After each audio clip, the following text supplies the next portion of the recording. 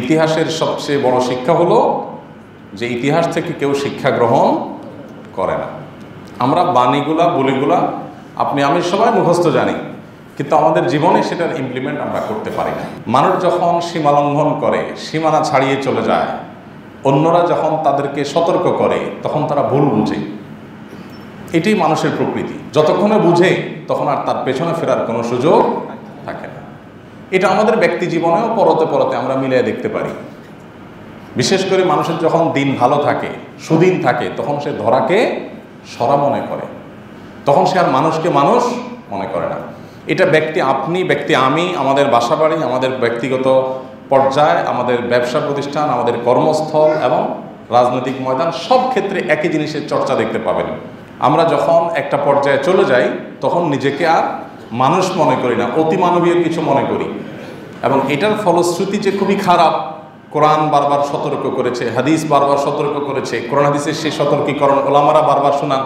এগুলো আমাদের কাছে সেকেলে মনে হয়, এগুলো গোনার টাইম আমাদের কাছে থাকে না। যখন দুর্দিন হয় তখন আমরা সবাই গুনতে শুরু করি। একটা ইন্টারেস্টিং বিষয় আপনাদের সাথে শেয়ার করি। যেহেতু আমরা চ্যারিটেবল অর্গানাইজেশন চালাই, সেবামূলক কাজ করি আসুন্নাহ ফাউন্ডেশনের ছায়াতলে, আমাদের কাছে নানান মানুষ আসে নানান সহযোগিতার জন্য। মনে করেন বিগত দিনগুলোতে যখন সরকার পাওয়ারে ছিল, বহু লোক আসছে, ভাই আপনাদের সাথে তো অনেকের সম্পর্ক আছে, একটু বলে দেন আমার চাকরিটা যেন হয়ে যায়। কেউ বলতেন, ভাই কত বড় বড় ব্যবসায়ী আছে আপনাদের সাথে পরিচিত, আমি বেকার যুবক, আপনি একটু বলে দেন। এরকম আবেদনগুলো অনবরত আসতে থাকে। তো আমরা সবাইকে একটা কমন উত্তর দিতাম, সেটা হলো আমরা বলতাম যে ভাই, হুজুরদের কাছে কখনো ক্ষমতাসীনরা আসে না, এবং হুজুরদের কাছে কখনো ব্যবসা বাণিজ্য ভালো থাকলে ব্যবসায়ীরা আসে না। কেন আসবে? কারণ তার টাকা পয়সা আছে, ব্যবসা বাণিজ্য ভালো, দিনকাল ভালো যাচ্ছে, হুজুর গোনার টাইম আছে নাকি? হুজুরদের কাছে আসে কখন? যখন ফাঁসা যায়, যখন আর উপায় নাই, যখন গর্তে পড়ে গেছে, ব্যবসা বাণিজ্য খারাপ, লসের পরে লস, এবার এসে বলে হুজুর তেল পড়া, পানি পড়া, দোয়া দরুদ কি আছে দেন। তো আমরা যারা আমাদের কাছে সহযোগিতা চাইতে আসে বলি, ভাই আপনারা মনে করেন যে আমরা হুজুররা খুব পপুলার হয়ে গেলে কত ব্যবসায়ীরা আমাদের কথা শুনবে? তো বাস্তব কথা হলো ব্যবসায়ীরা আমাদের কাছে আসে, অনেক বড় বড় ব্যবসায়ীরা আসে হলো ফান্দে পড়ার পরে। তখন আর তার কিছু করার থাকে না, বরং পারলে তারে কিছু দিতে পারলে সে আরও খুশি। তখন লোকটাকে কোনো রকম বুঝে আমরা বিদায় করি। হাস্যকর হলেও এটা হলো বাস্তবতা। ঠিক একইভাবে আল্লাহর কথা, রাসূল সাল্লাল্লাহু আলাইহি ওয়াসাল্লামের কথা, আলেম ওলামাদের কথা মানুষের ভালো লাগে না। এসব নীতিবাক্য শুনতে মন চায় না মানুষের, কারণ দিনকাল ভালো। আর যখন ফাঁসা যায় তখন এরকম দেখবেন বসে থাকে। ছ্যাঁকা খাওয়ার পর দেখবেন যে দাড়ি টুপি রেখে দেয়, মসজিদে এসে বসে থাকে, তসবিহ তাহলিল ছাড়া কিচ্ছু বোঝে না, কারণ সে ছ্যাঁকা খাইছে। যতদিন ছ্যাঁকা না খাইছে ততদিন পর্যন্ত আরে রাখতো, তোরা এত বেশি কোরআন হাদিস করিস না, তো বেশি বেশি ওয়াজ করার জ্ঞান দিতে আসিস না। এই হলো আমাদের মানবীয় প্রকৃতি। এই ঘটনা থেকে আমরা অন্তত শিক্ষা গ্রহণ করি যে আমাদের ব্যক্তিগত জীবনে জুলুম এবং স্বেচ্ছাচারিতা আমরা পরিহার করব তো ইনশাআল্লাহ। মনে রাখবেন, আপনি যেই পর্যায়ে যার সাথে জুলুম করবেন, যার সাথে অবিচার করবেন, আজ হোক আর দুদিন পর হোক, এর চরম পরিণতি আপনাকে বরণ করতে হবে। নবী করিম সাল্লাল্লাহু আলাইহি ওয়াসাল্লামের একটি ঐতিহাসিক হাদিস রয়েছে, কিছু পাপ আছে, যেই পাপ, যে অপরাধগুলোর শাস্তি আল্লাহ তাআলা আখিরাতে তো সব পাপের শাস্তি দিবেন, কিন্তু কিছু পাপের শাস্তি আল্লাহ তাআলা দুনিয়াতেও দিবেন।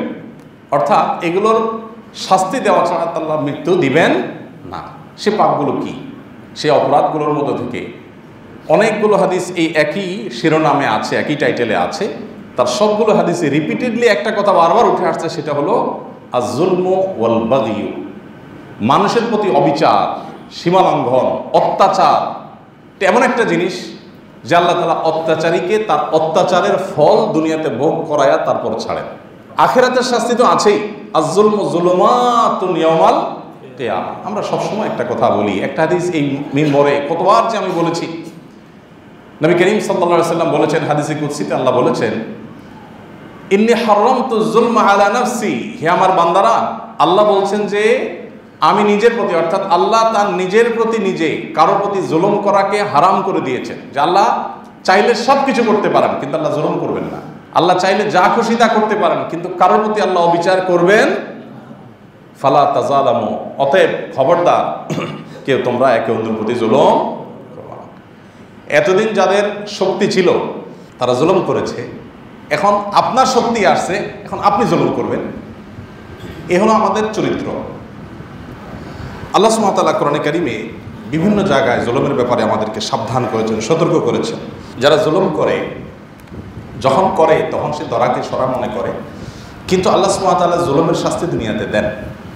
জুলুমের শাস্তি দুনিয়াতে, পৃথিবীর ইতিহাসে সর্বপ্রথম জুলুম, সর্বপ্রথম অবিচার পৃথিবীতে যে করেছে তার নাম কি?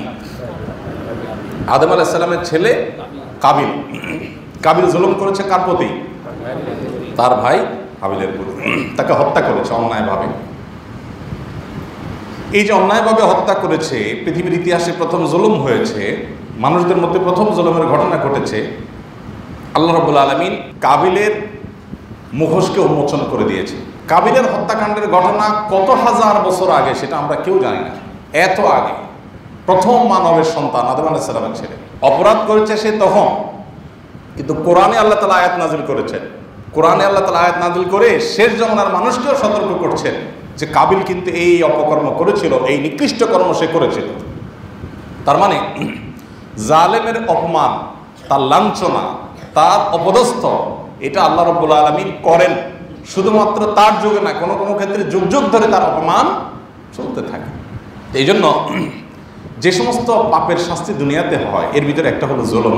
আমাদের এই বিষয়ে সতর্ক থাকতে হবে। আমরা কারোর জুলুমের প্রায়শ্চিত্ত দেখে খুব মজা নেই, কিন্তু আমি নিজেও আমার জায়গায় হয়তো কারো না কারোর প্রতি জুলুমে লিপ্ত। নিজের জুলুমের ব্যাপারে আমাদের একেবারেই কোনো নজর থাকে না। বিশেষ করে বাংলাদেশের মানুষের মধ্যে যে হুজুগে ভাব একটু বেশি, আমরা আরেকজনের পরিণতি দেখে খুব হাতে তালি দেই, কিন্তু নিজের পরিণতিও যে একই রকম হতে পারে নিজের কৃতকর্মের কারণে, সেটা আমরা বেমালুম ভুলে থাকি। পৃথিবীর ইতিহাসের প্রথম জালেম কাবিল, সে জুলুম করে তার প্রায়শ্চিত্ত তাকে পেতে হয়েছে, পার পায় নাই। এরপর পৃথিবীর ইতিহাসের বড় বড় নাম করা যে সমস্ত জালেমরা, যাদের জুলুমের জন্য তাদের কুখ্যাতি ছিল, তাদের একটা একটা করে যদি আপনি দেখেন, সবাইকে দেখবেন আল্লাহ তাআলা চরম শাস্তি দিয়েছেন, অপদস্থ করেছেন। ফেরাউন জুলুম করেছে, অবিচার করেছে, কিপ্তি বংশের লোকদেরকে, বনী ইসরাঈলের লোকদেরকে সে তার অধীনে তাদেরকে দাস বানিয়ে রেখেছিল, তাদেরকে হত্যা, তাদের শিশুদেরকে গণহারে গণহত্যা করত, অনেক অবিচার করেছে। এবং দীর্ঘকাল আল্লাহ তাআলা তাকে শাসনের সুযোগ দিয়েছেন, দীর্ঘকাল সে ক্ষমতায় ছিল, নিজেকে সে আল্লাহ দাবি করে বসলো। আল্লাহ তাআলা তাকে শুধুমাত্র নদে ডুবিয়ে শেষই করেন নাই। কোরআনে কারীম আল্লাহ বলেছেন, ওয়া কাযালিকা নুনাজ্জিকা লিবাদানিকা লিতাকুনা লিমান খালফাকা আয়া। হে ফেরাউন, তুমি যে জুলুম করেছো, দম্ভ দেখিয়েছো, তোমার পরিণতি, তোমার এই ধ্বংসাবশেষ, এটা দেখার ব্যবস্থা আমি করে দিয়েছি পৃথিবীবাসীকে। কিয়ামত পর্যন্ত তোমার শরীর পচবে না, গলবে না, এটার সংরক্ষণের ব্যবস্থা আমি করে দিয়েছি, যাতে করে পরবর্তীতে যারা আসবে সবাই তোমার এখান থেকে শিক্ষা গ্রহণ করতে পারে। আজও আমরা জানি যে মিশরের পিরামিডে ফেরাউনের সে লাশ সংরক্ষিত আছে। আল্লাহ তাআলা কোরআনে বলে দিয়েছেন যে তোমার লাশ আমি রেখে দিব, পরবর্তীতে যারা আসে তারা যেন শিক্ষা গ্রহণ করে, তাদের জন্য যেন নিদর্শন হয়, আল্লাহর কুদরতের নিদর্শন আর জালেমের পরিণতি। কিন্তু ওই যে ইতিহাসের সবচেয়ে বড় শিক্ষা হলো যে সেখান থেকে কেউ শিখতে চায় না। নমরুদ অবিচার করেছিল ইব্রাহিম আলাইহিস সালামের প্রতি, আল্লাহ তাআলা তাকে তার পরিণতি বরণ করিয়েছেন। আবু জাহাল, আবু লাহাব, উতবা, শাইবা, এরা অবিচার করেছিল মুহাম্মদ সাল্লাল্লাহু আলাইহি ওয়াসাল্লামের প্রতি, মুসলমানদের প্রতি। তাদেরকে আল্লাহ তাআলা একজন একজন করে সবাইকে পাকড়াও করেছেন। আপনি পৃথিবীর ইতিহাসের যত জালেম শাসক ছিল, যত জালেম অপশক্তি ছিল, যত জালেম ব্যক্তি ছিল, একটা একটা করে মিলালে দেখবেন সবগুলো আল্লাহ তাআলা একটা সময় তাদের দম্ভকে চূর্ণ বিচূর্ণ করে দিয়েছেন। অতি সাম্প্রতিককালেও যদি আপনি দেখেন, আমেরিকার যে দম্ভ ছিল, তারা গোটা পৃথিবীর সবচেয়ে সুপার পাওয়ার। বহুকাল তারা আফগানিস্তানে ছিল, বেইজ্জত হয়ে, লাঞ্ছিত হয়ে সেখান থেকে মাথা নিচু করে পালিয়ে চলে গেছে, দম্ভ মাটির সাথে মিশে গেছে। আমাদের হাতের সামনে বহু দৃষ্টান্ত আছে, কিন্তু মুশকিল হলো আমরা নিজেরাই সেখান থেকে শিক্ষা গ্রহণ করতে চাই না। অতএব ভাইরা, আসল জুলুমকে আমরা সর্বস্তরে না বলি, সব ধরনের জুলুমকে আমরা না বলতে শিখি। আল্লাহ তাআলা আমাদের সেই তৌফিক দান করুন। যে যেখানেই আছি আমরা মাথায় রাখবো যে কখনো আমরা অন্যের কোনো হক যেন আমার দ্বারা নষ্ট না হয়। যদি হয় দুনিয়াতে যেমন আমার রক্ষা নাই, আখিরাতেও রক্ষা নাই, দুনিয়া আখিরাত উভয়টাই ধ্বংস হবে। আল্লাহ তাআলা কোরআনে কারিমে স্পষ্ট করে বলেছেন, আলা লানাতুল্লাহি আলা যালিমিন, জেনে রাখবে আল্লাহর রহমত, আল্লাহর অনুগ্রহ থেকে জালেমরা বঞ্চিত হয়ে যায়, তারা আল্লাহর রহমত লাভ করবে না। আল্লাহ রাব্বুল আলামিনের রহমত থেকে যদি কেউ মাহরুম হয়, আল্লাহর রহমত যদি প্রাপ্ত না হয়, তাহলে তার ধ্বংস অনিবার্য। আপনারা দেখবেন বিভিন্ন হাদিসে কিয়ামতের ময়দানে আল্লাহ রাব্বুল আলামিনের অনুগ্রহ নানাভাবে মানুষের প্রতি হবে, সেটা বর্ণনা হাদিসে রয়েছে। এক একজনকে আল্লাহ তাআলা এক একটা ছুতো দিয়ে পার করে দিবেন। অনেক পাপ করেছে জীবন, ছোট্ট একটা অজুহাতে, ছোট্ট একটা তার ছোট কোনো ভালো কাজ হয়েছে, এটার উসিলা আল্লাহ তাকে মাফ করে দিয়েছেন। এরকম বহু রহমত আল্লাহ তাআলা করবেন। আপনারা সেই হাদিসে শুনেছেন যে একজন ব্যভিচারী নারী সারা জীবন পেটের দায়ে ব্যভিচার করত। একটা কুকুরকে নিজের ওড়না ভিজিয়ে পানি পান করিয়েছেন, পিপাসার্ত কুকুরের কষ্ট দূর করেছেন, আল্লাহ রাব্বুল আলামিন তাকে মাফ করে দিয়েছেন। মূলত সে তার পাপের জন্য এতটুকু ভালো কাজ করে তার মাপ পাওয়ার উপযুক্ত সে না, কিন্তু আল্লাহ তাআলা আপন অনুগ্রহে তাকে মাফ করে দিয়েছেন। এরকম বহু অনুগ্রহ আল্লাহ করবেন। আল্লাহর অনুগ্রহ ছাড়া আমরা কেউই জান্নাতে যেতে কেউই পারবো না। কারণ আমাদের যদি কর্মকাণ্ডগুলোকে পর্যবেক্ষণ করা হয় এবং আল্লাহ সুবহানাহু ওয়া তাআলার যে টেকনোলজি, যদিও সেটাকে টেকনোলজি বলা যায় না, বোঝার জন্য বলা, আল্লাহর যে হাই টেকনোলজি, সেটা দিয়ে আমাদের সমস্ত কর্মকাণ্ডগুলোকে মনিটর করার পর আমরা নিজেরাই দেখতে পারবো কত জায়গায় লাল দাগ দেওয়া, আমার নামাজে লাল দাগ দেওয়া, আমার কথার মধ্যে লাল দাগ দেওয়া, আমার ওয়াজ নসিহতে লাল দাগ দেওয়া, 1 ঘন্টা ওয়াজ করতে গিয়ে 10টা আমার অ্যাটিটিউডে ভুল ছিল, শব্দ চয়নের ত্রুটি ছিল, বোঝানোতে ভুল ছিল, রেফারেন্সে ভুল ছিল, আমার ভালো কাজেও বহু ত্রুটি আছে, মন্দ কাজ তো বহুই আছে। আল্লাহ যদি একটা একটা করে সবগুলোর বিচার করেন, তাহলে জান্নাতে যাওয়ার কোনো পথ আসলে খোলা। তাহলে জান্নাতে যেতে হলে আমার আপন চেষ্টা শতবার থাকার পরও আল্লাহর অনুগ্রহের মুখাপেক্ষী আমাকে হতে। কিন্তু যারা জুলুম করবে মানুষের প্রতি, আল্লাহ বলেছেন আলা লানাতুল্লাহি আলা যালিমিন, আল্লাহর রহমত থেকে তারা বঞ্চিত থাকবে, আল্লাহ তাদের অনুগ্রহ করবেন না যারা মানুষের প্রতি অবিচার করবে।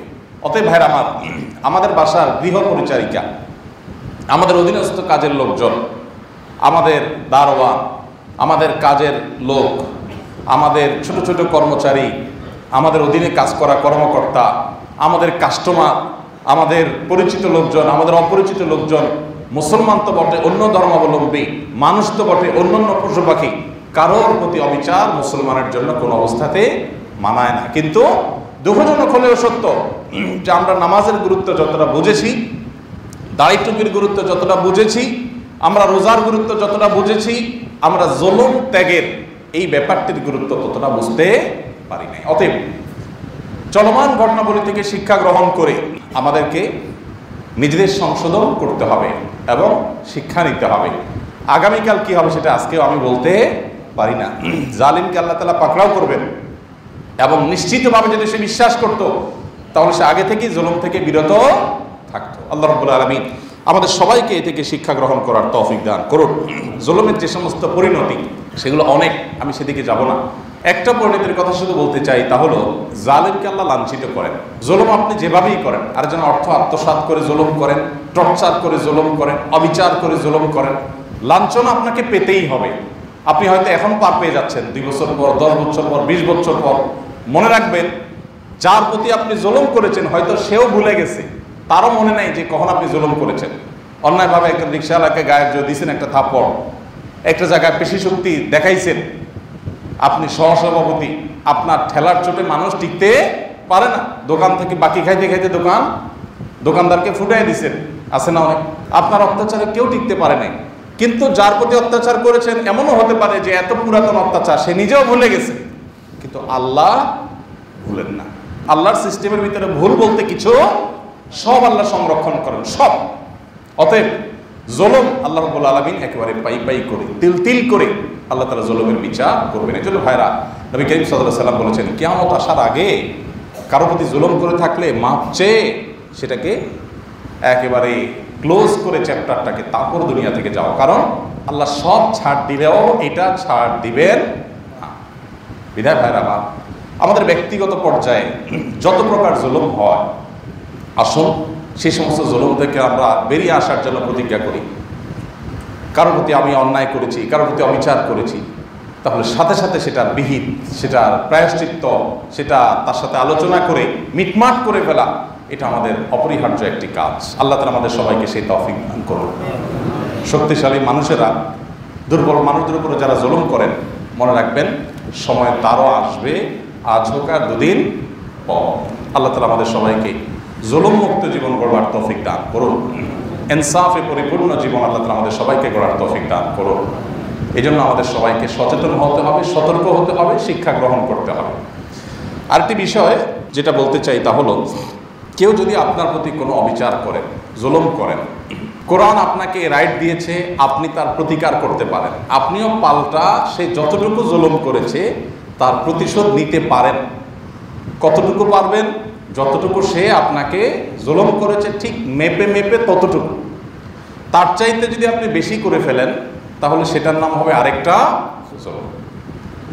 যেহেতু এভাবে পরিমাপ করা কঠিন, একজন আপনাকে একটা ঘুষি দিয়েছে অন্যায়ভাবে, আপনি দুর্বল ছিলেন, চান্স পান নাই, আপনি অনেকদিন পরে চান্সটা পাইছেন, এবার ধরে এনে আপনি দিলেন পাল্টা তাকে ঘুষি। এখন আগের ঘুষিটা যতটা ওজনের ছিল, ওইটার যতটা ওয়েট ছিল, আপনারটার ওয়েটটা একটু বেশি হয়ে গেছে। সাধারণত প্রতিশোধ পরায়ণতা থেকে মানুষ যখন কিছু করে তখন সেটা অ্যাকশনের চাইতে রিয়াকশনটা একটু বেশিই হয়। তাহলে মনে রাখবেন কিয়ামতের ময়দানে আবার আপনি জালিমের কাতারে দাঁড়িয়ে যেতে হবে আপনাকে। এই জন্য আল্লাহ বলেছেন, ফাইন আকাবতুম ফাআকিবু বিমিথলি মা উকিবতুম বিহি ওয়া লা ইন সাবারতুম লাহু খায়রুল লিস-সাবিরিন।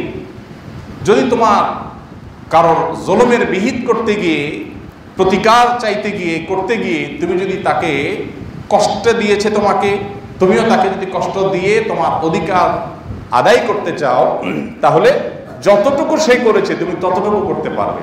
যেহেতু এই কাজটা খুব কঠিন, এত মেপে মেপে দেওয়া তো যায় না, এই জন্য আল্লাহ বলেছেন ওয়ালা ইন সাবারতুম, আর যদি তোমরা সবর করো যে ঠিক আছে সে করছে, আমি তাকে হয় মাফ করে দিই বা আল্লাহর উপর ন্যস্ত করি, আমি তার এই প্রতিশোধের দায় নিতে যাব না, যেহেতু এখানে কম বেশি হয়ে গেলে আমি আবার ধরা খেতে যাব, সো আমি ধৈর্য ধারণ করলাম। যদি এটা করতে পারো, আল্লাহ বলেছেন লাহু খায়রুল লিস-সাবিরিন, এটা তোমার জন্য সবচেয়ে উত্তম, সবচেয়ে বেস্ট, যে তুমি এটা করতে পারো যে আমি প্রতিশোধ পরায়ণ হলাম না। মানুষ সৃষ্টিগতভাবে আমাদের মধ্যে প্রতিশোধ পরায়ণতা আছে। কিছু মানুষ আছে তাদের মধ্যে প্রতিশোধ পরায়ণতা একটু বেশি। এই প্রতিশোধ নিতে গিয়ে যখন সীমা ছাড়িয়ে চলে যায় তখন তাকে আবার জালেমের কাতারে আসতে হবে।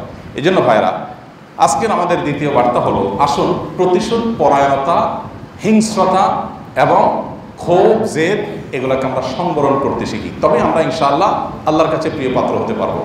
ক্ষমা এমন একটা আমল, কোরআনে কারিমে আল্লাহ রাব্বুল আলামিন মুত্তাকিদের বৈশিষ্ট্য উল্লেখ করতে গিয়ে বলেছেন ওয়াল আফিনা আনিন নাস, যারা মানুষকে ক্ষমা করতে জানে, আল্লাহর জন্য ক্ষমা করে দেয়, আল্লাহ রাব্বুল আলামিন তারা তাদেরকে মুত্তাকি হিসাবে গণ্য করেছেন। তারাই হলো আল্লাহ বিরু, তারাই হলো প্রকৃত অর্থে ভালো মানুষ।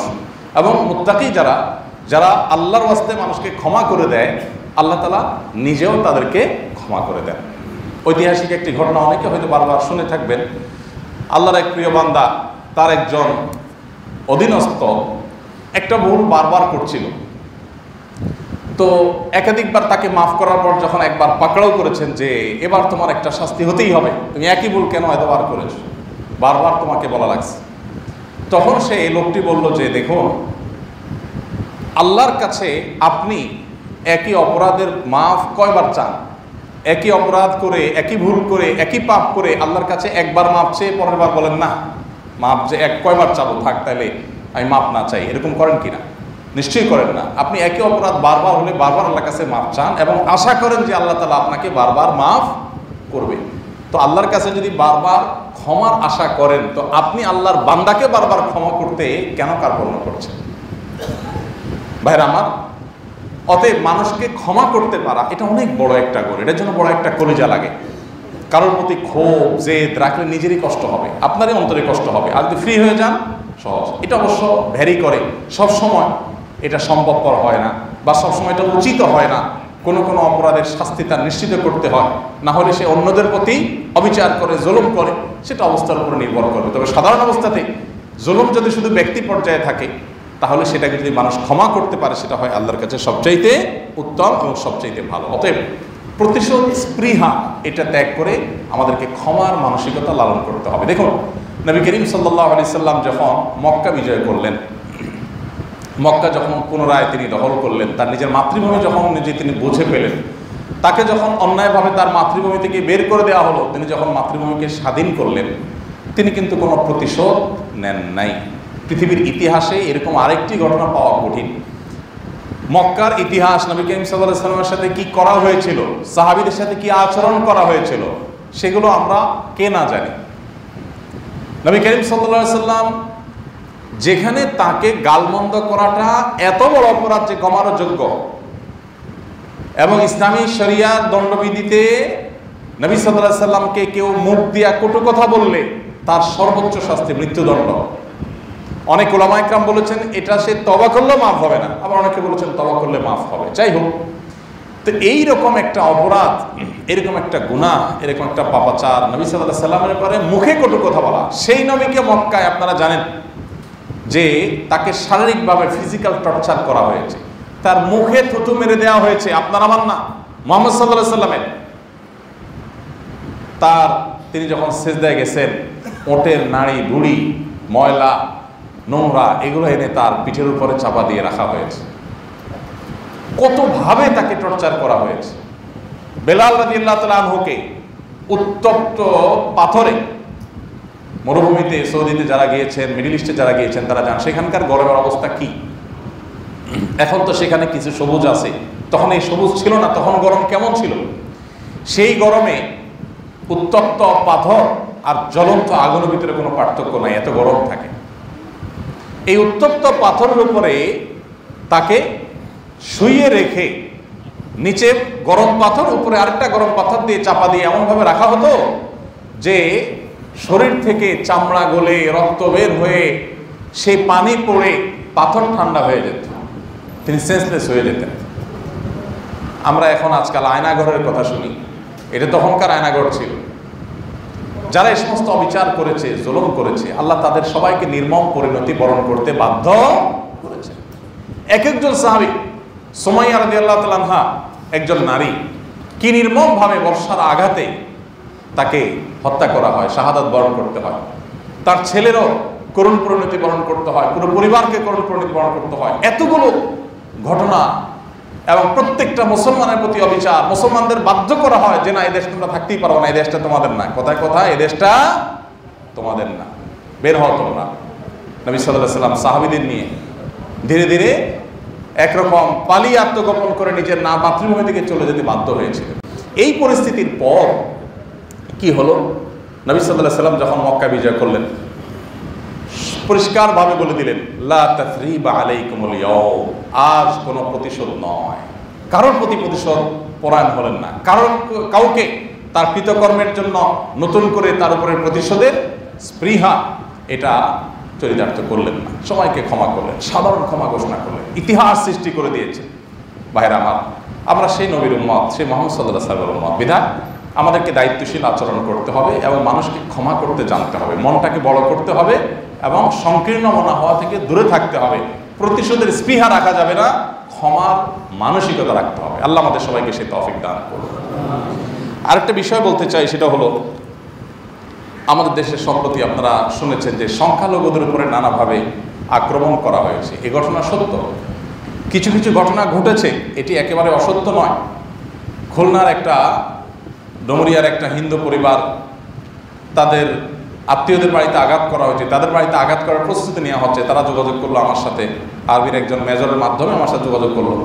আমরা সাথে সাথে কয়েকজন ভাইকে দায়িত্ব দিলাম, কয়েকটা টিম সেখানে কাজ করলো। আমাদের ফাউন্ডেশনের সেখানে যারা সেবা আছেন প্রতিনিধি, তাদেরকে বলা হলো। আলহামদুলিল্লাহ, পরবর্তীতে তারা গিয়ে তাদের পাশে দাঁড়িয়েছে এবং কোনো মতে তাদের রক্ষা করা হয়েছে। বিভিন্ন ব্যক্তিবর্গ এই দিনগুলোতে বহু লোক আমাদের কাছে ফোন করেছেন, প্রশাসনের অনেক ব্যক্তিরা ফোন করেছেন যে ভাই আপনারা কিছু একটা করেন, কিছু একটা বলেন। আমরা আমাদের ক্ষুদ্র সাধ্য অনুযায়ী চেষ্টা করেছি এবং সারা দেশের সকল ওলামা ইকরাম সোচ্চার হয়েছে। মসজিদে মসজিদে মাইকে মাইকে ঘোষণা দেওয়া হয়েছে এবং আপনারা জানেন মাদ্রাসার ছাত্ররা তারা মন্দির পাহারা দিয়েছে। চট্টগ্রামে হাটহাজারী মাদ্রাসার ছেলেরা, হাটহাজারী মাদ্রাসার ঠিক সাথেই ওয়াল ঘেঁষা একটা মন্দির আছে। মাদ্রাসা যেরকম প্রাচীন, ওই মন্দিরটা অনেক প্রাচীন। সেসব মন্দির তারা পাহারা দিয়েছে। দেশের সর্বস্তরের মানুষ আলহামদুলিল্লাহ পাহারা দিয়েছে। তো এই যে সংখ্যালঘুদের উপরে আক্রমণ, এটা তো আসলে রাজনীতির অংশ। আমরা সবাই জানি, ওপেন সিক্রেট, যখন কেউ কোনো সুবিধা নিতে চায় তখন এদেরকে মেরে পৃথিবীর মানুষের নজর তারা কাটতে চায়, দৃষ্টি আকর্ষণ করতে চায়, দেখো এরা সংখ্যালঘুদেরকে মারছে। তো এই অপচেষ্টা আলহামদুলিল্লাহ রুখে দেওয়া হয়েছে।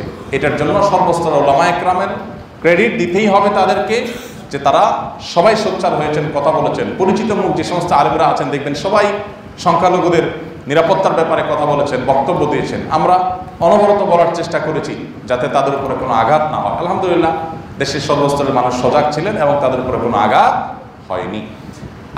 কোনো আঘাত হয়নি বললে ভুল হবে, যেইভাবে আঘাত করতে চাইছে সেটা হয়নি, তবে কিছু কিছু জায়গায় তো ঘটেছে।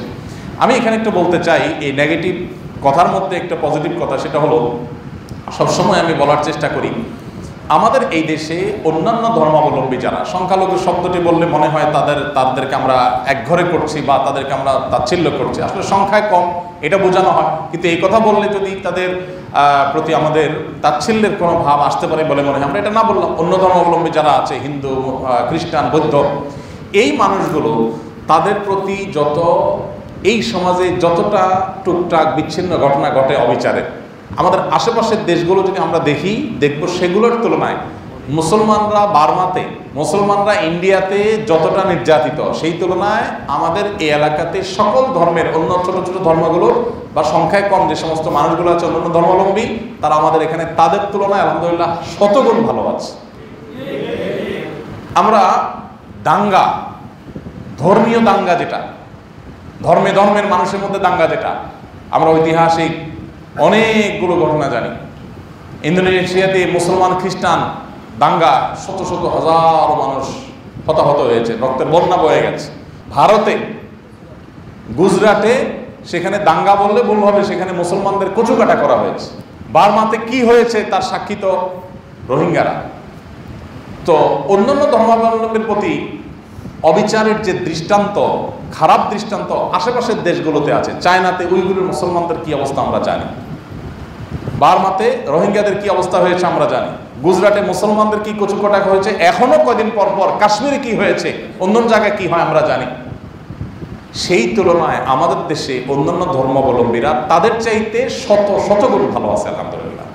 সেসব লোকেরা যখন আমাদেরকে সবক শুনাইতে আসে, আমার খুব খারাপ লাগে, আমার খুব কষ্ট হয় যে চাল নিয়ে আসছে সুইকে বলার জন্য, যদি সুই তুমি মানুষ হয়ে যাও। তোমার ওখানে সংখ্যালঘুদের প্রতি কি অবিচার করা হয় সেটা তুমি জানো, গোটা বিশ্ব জানে, তোমরা আমাদেরকে নসিহত করতে আসো। এরপরও বলি, আমাদেরকে আত্মতুষ্টিতে ভুগলে হবে না, আমাদের আরো দায়িত্বশীল হতে হবে যে অন্য ধর্মাবলম্বীরা তারা কেউ যাতে আমাদের দ্বারা কোনোভাবে অবিচারের মুখোমুখি না হয়, তারা যাতে আমাদের কোনো টর্চারের মুখোমুখি না হয়। আল্লাহ আমাদের সবাইকে দায়িত্বশীল আচরণ করার তৌফিক দান করুন। আমরা সবাই আপন জায়গা থেকে চেষ্টা করব, খেয়াল রাখবো যাতে কেউ কোনোভাবে এটা করতে না পারে। শহরে এগুলো খুব বেশি একটা হয় না, গ্রামাঞ্চলে অনেকে হয়। তো আমাদের প্রত্যেকেরই তো কোনো না কোনো গ্রামের সাথে লিঙ্ক আছে। আমরা অনুগ্রহ করে যার যার গ্রামে দায়িত্বশীলদেরকে বলে দিব যে খবরদার মুসলমানদের দুর্নাম যেন আর না হয়, অন্য ধর্মাবলম্বীদেরকে অন্যায়ভাবে তাদের উপাসনালয়, তাদের ঘর বাড়ি, তাদের স্থাপনাগুলোতে কেউ যাতে ফুলের টোকাও দিতে না পারে। সবাই সেটাকে সর্বোচ্চ নিশ্চয়তা দিতে হবে। কেউ যদি ব্যক্তিগতভাবে কোনো অন্য ধর্মাবলম্বী অন্যায় করে থাকে, তাহলে আইন আছে, প্রশাসন আছে, দেশের যে চলমান যে অচল অবস্থা, এটা তো থাকবে না, এটা কেটে যাবে ইনশাআল্লাহ। অতএব যথাসময়ে তাদেরকে আপনি বিচারের মুখোমুখি করান, কিন্তু আইন নিজের হাতে তুলে নেবেন না। আইন নিজের হাতে তুলে নিলে কি হবে? অরাজকতা হবে।